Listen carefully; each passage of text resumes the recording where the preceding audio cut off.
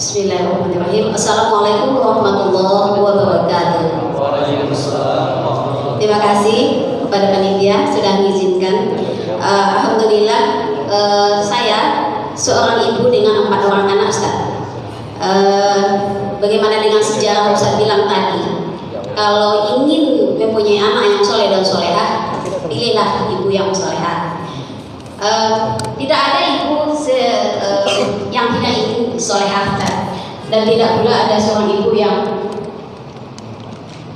anaknya tidak soleh dan solehah. Kiat-kiat untuk membuat anak soleh dan solehah itu, Ustaz, bantu kami bagaimana caranya. Karena pemerintahan sekarang kita tidak mendukung untuk itu.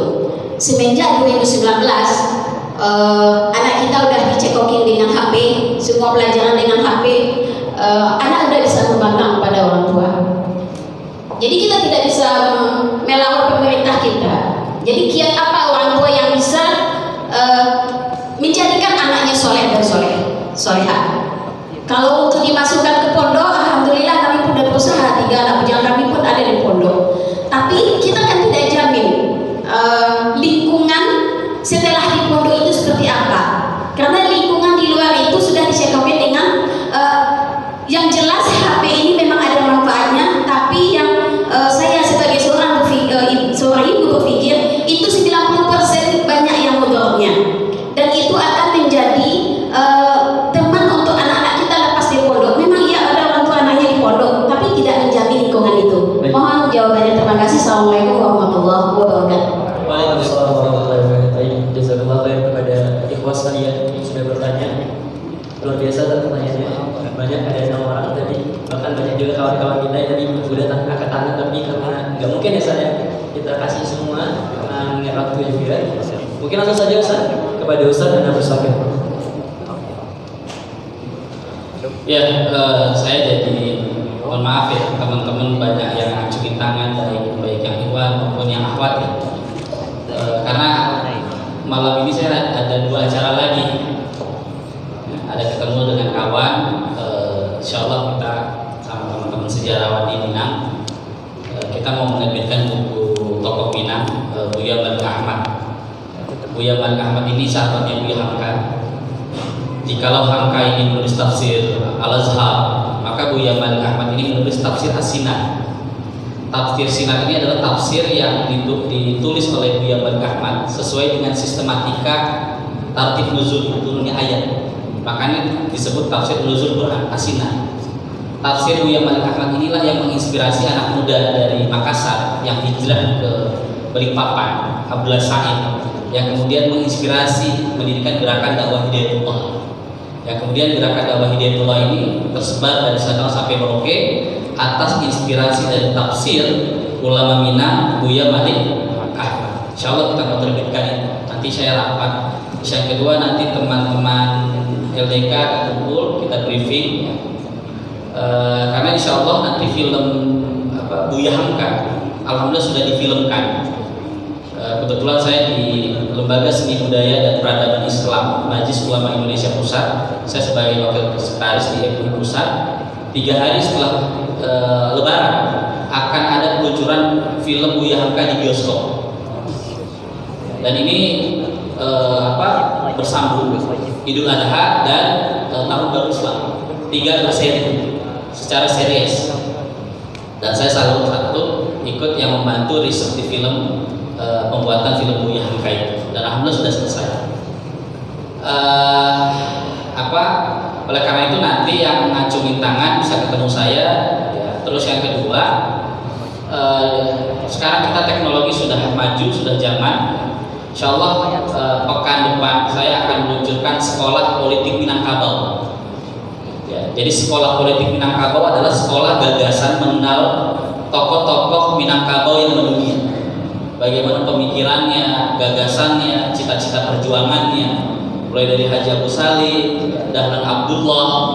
Dahlan Abdullah itu adalah ulama Minang, tokoh intelektual Minang yang meninggal di Baghdad, yang kemudian dimakamkan di sebelah Syekh Abdul Qadir Al-Jailani dan diagungkan di Baghdad. Dan itu orang Minang. Saya lagi alhamdulillah sahabat saya Pak Hasril Caniago sudah menulis buku itu, lalu guru saya Mbak Ridwan Saidi sama-sama orang Betawi juga nulis tentang Baginda Hasan Abdullah. Kita ingin mengusulkan beliau sebagai pahlawan nasional, dan dia tokoh Islam banyak sekali. Boleh ada pertanyaan? Banyak juga ya. Yang pertama, Buya Hamka, single factor ya. Tidak, apa sih Ustaz, generasi Buya Hamka gimana anggapannya?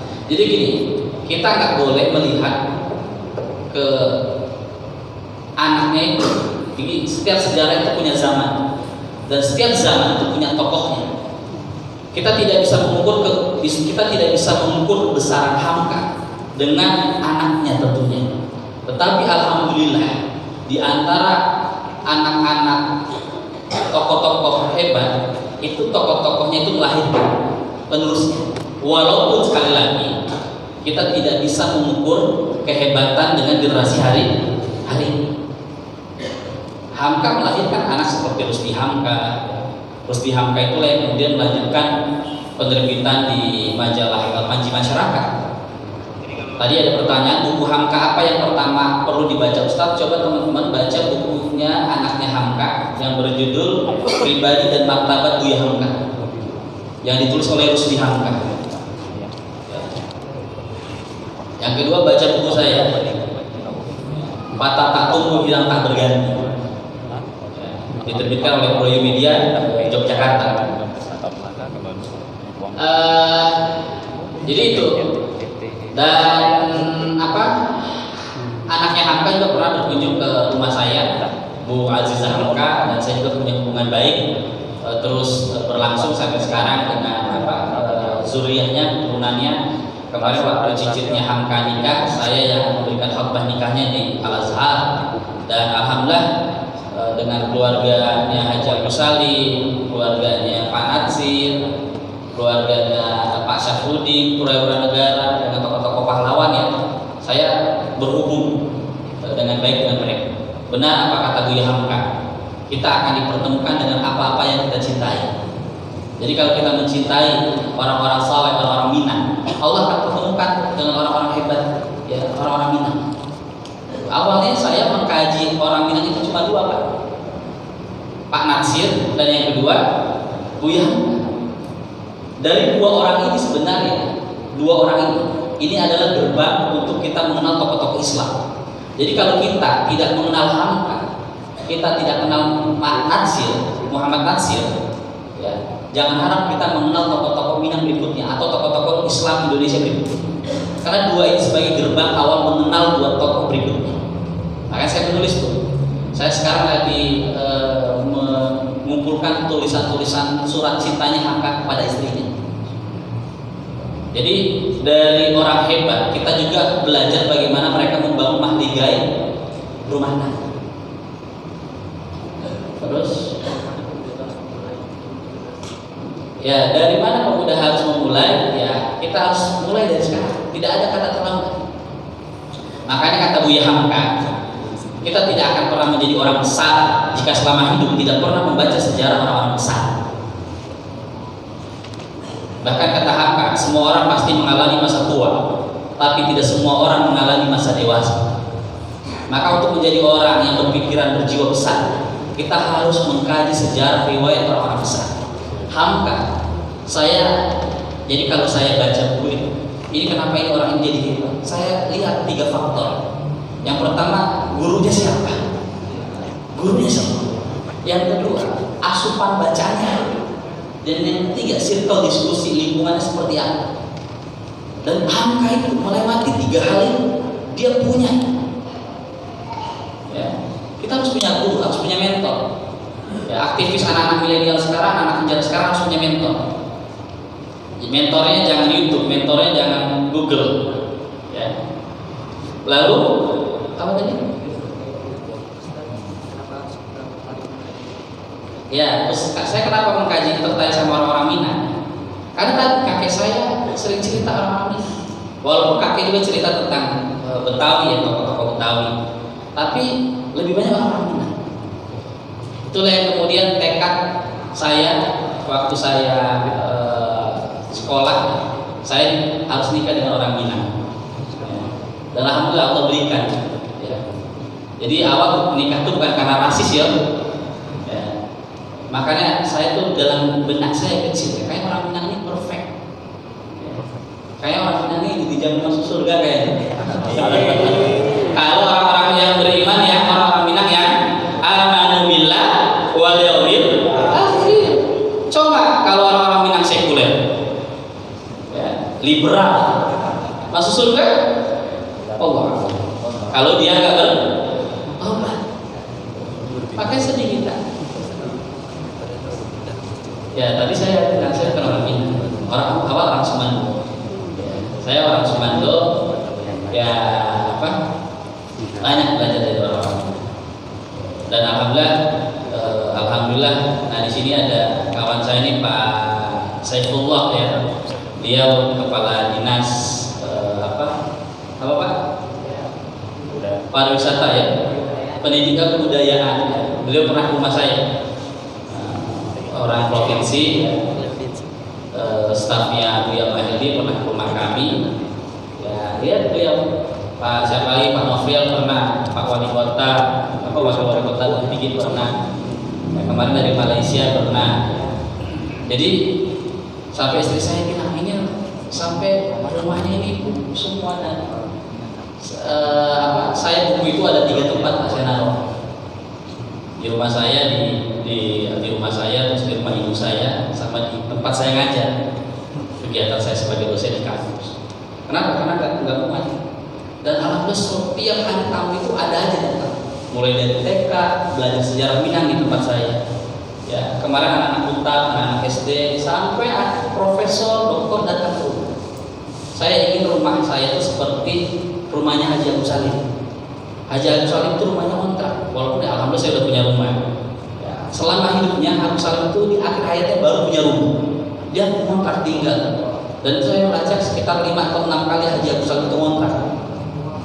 Tapi luar biasa rumahnya itu menjadi magnet anak-anak muda yang datang ke rumah Haji Agus Salim.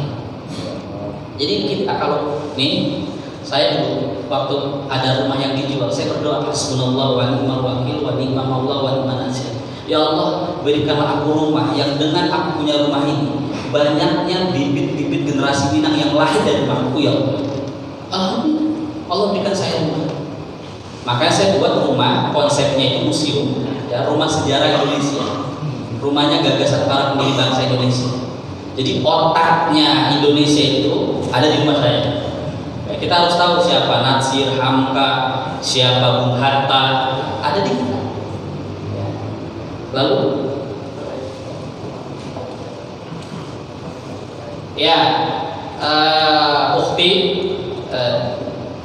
ini kalau kita baca Al-Quran kan perintah ayat yang turun pertama kali kan Iqra. Kalau sekedar Iqra, bacalah. Sudah ada peradaban-peradaban di luar Islam yang hadir di muka bumi, ya kan?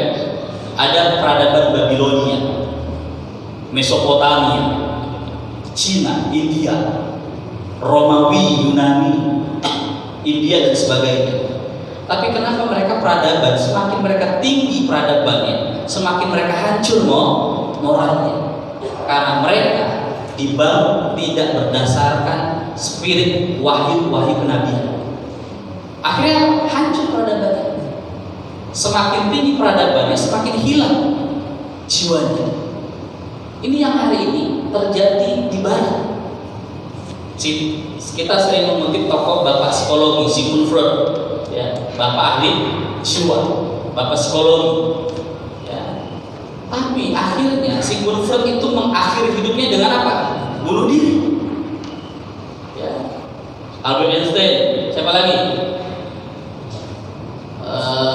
Adolf Hitler, ya, Benito Mussolini dan seterusnya. Mereka mengakhiri hidupnya orang-orang yang katanya super power itu dengan bunuh diri. Kalau kita buka peradaban Islam, tidak ada ulama pejuang Islam yang bunuh diri ketika mereka menyelesaikan tantangan hidupnya. Artinya, ketika kita membaca buku atau membaca kisah, itu harus melahirkan khasyah, kecintaan kita kepada Allah.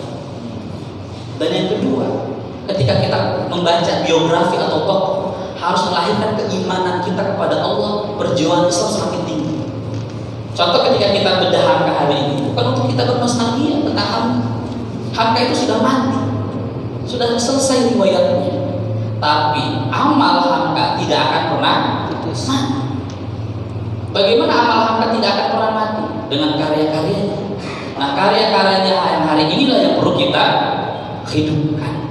Artinya, ketika kita membaca sebuah sejarah, bagi kita orang beriman harus melahirkan semangat keberanian dalam perjuangan.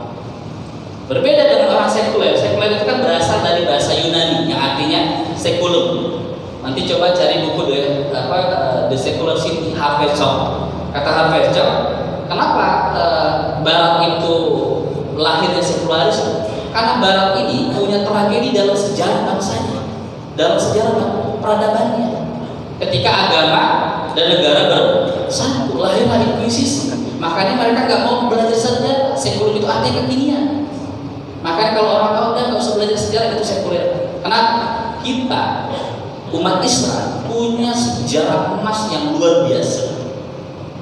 Itulah yang harus kita pegang. Makanya kata Abu Hasan Ali An-Nadwi, ulama dari India, sahabatnya Buya dan Tupali Mukayo, ulama dari Bukit Tinggi Balingkang, orang yang selalu membaca sejarah menandakan dia orang malas, nggak pernah movement. Dan orang yang nggak pernah membaca sejarah menandakan dia orang bodoh. Mau pilih yang mana, malas apa bodoh? Nah, maka kita baca sejarah harus apa? Dengan kacamata perspektif masa depan. Apapun, maka sejarah itu kan bukan masalah ini. Makanya suatu ketika Hamka menulis buku, judulnya tadi kalau ditanya buku apa Hamka ya, salah satunya adalah selain Rusdi Hamka, cari buku Hamka dari perbendaharaan lama. Ya, kalau nggak bisa nanti di Japri Instagram saya ya, di Pusdok Tamadun, nanti langsung dijawab sama adminnya. Dari perbendaharaan lama. Dan itu buku yang saya baca waktu saya kelas 2 SMP, 2 Sanawiyah. Jadi suatu ketika Rusdi Hamka bertanya kepada ayahnya, Hamka, ayah, buat apa ayah menulis sejarah? Apakah sejarah akan berulang? Nah, Hamka menjawab, nah, sejarah tidak akan pernah berulang, tapi perangai sejarah akan terus berulang. Fir'aun tidak akan lahir di muka bumi, tapi perangai Fir'aun akan terus lahir dalam pentas sejarah. Korun tidak akan lahir dari muka bumi kembali, tapi perangai Fir'aun akan terus hadir dalam pentas sejarah. Lanjut.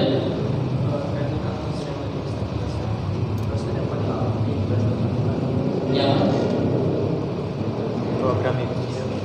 tafsir al-Azhar. Yang pertama kan tadi apa? Istri. Yang kedua keturunan. Yang ketiga suami yang baik, menjadi imam. Yang belum dijelaskan apa? 4 program Inggris itu ya. Nah, yang tiganya tahan biar awal nanti diundang lagi di sini. Itu marketing dakwah itu. Lanjut. Oke.